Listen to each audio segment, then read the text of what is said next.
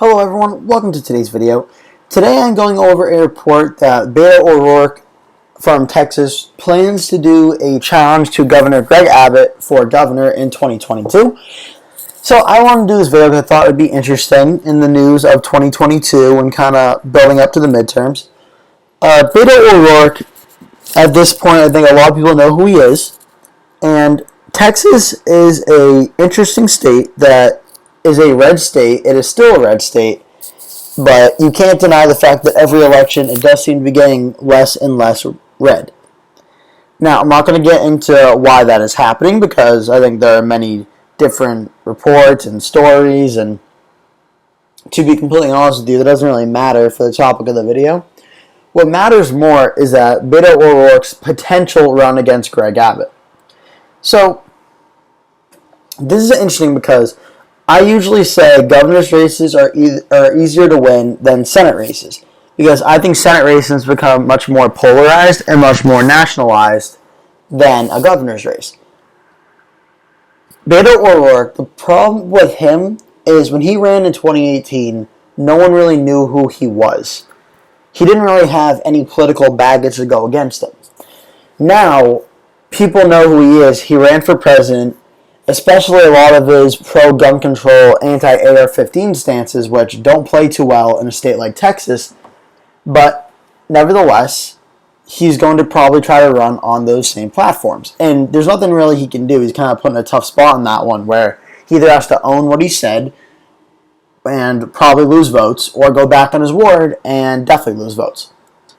But nevertheless, I mean, to be completely honest with you, for Democrats in Texas, it's not like there are many Democrats like knocking down the door to be the nominee for governor or for senator in Texas. I mean, there's the Castro brothers, but neither one of them, they seem to be very quiet right now on actually running for office in Texas for like Senate or governor.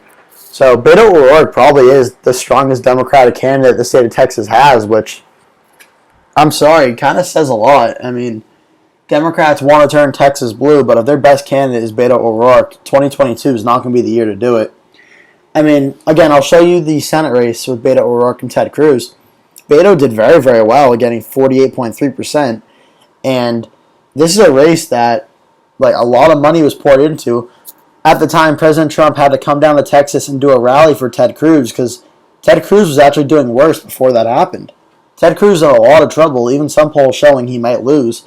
And then Trump came down, did a rally for Ted Cruz, and then his numbers started going back up. But, yeah, Beto O'Rourke did very, very well. And he actually even flipped Fort Worth, which is a pretty big thing to do for a Democrat. You don't really see that too often. I think even Trump won Fort Worth in 2020.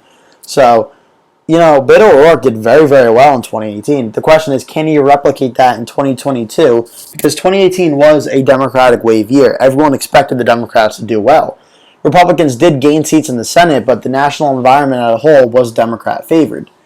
2022 is supposed to be a different story. I think 2022 is going to be a Republican year in some regard. I don't know if there'll be a wave. I don't know if there'll be a ripple.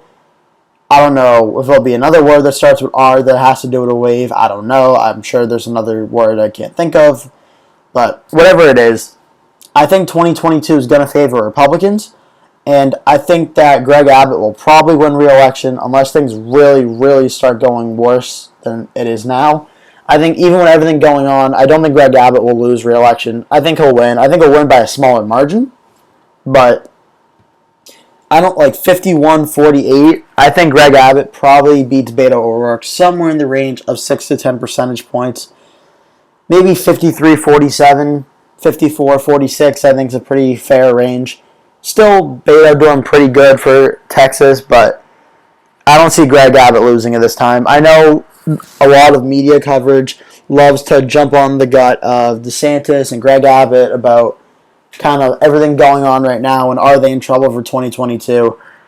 We're in September of 2021. Yeah, those races are not even close to being over or starting, to be honest. I think DeSantis and Abbott are both in great shape for 2022.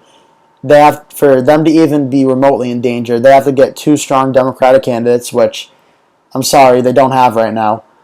DeSantis has Charlie Crist, the former governor, And Texas has Beto O'Rourke, who got less than 1% running for president in 2020 and had a very good showing against Ted Cruz, but now people got to know him, and I don't know if that's going to hold up in a Republican midterm environment.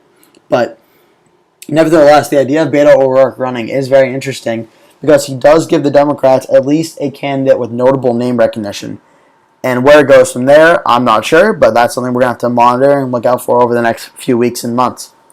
So that's going to do it for today's video. Thank you so much for watching. Make sure to like the video. If you're new to the channel, make sure you subscribe. And if you're a returning subscriber of mine, thank you so much for watching again. Welcome back. I really appreciate it. Yeah, that's going to do it for today's video. Thank you so much for watching, and I'll see you in the next one.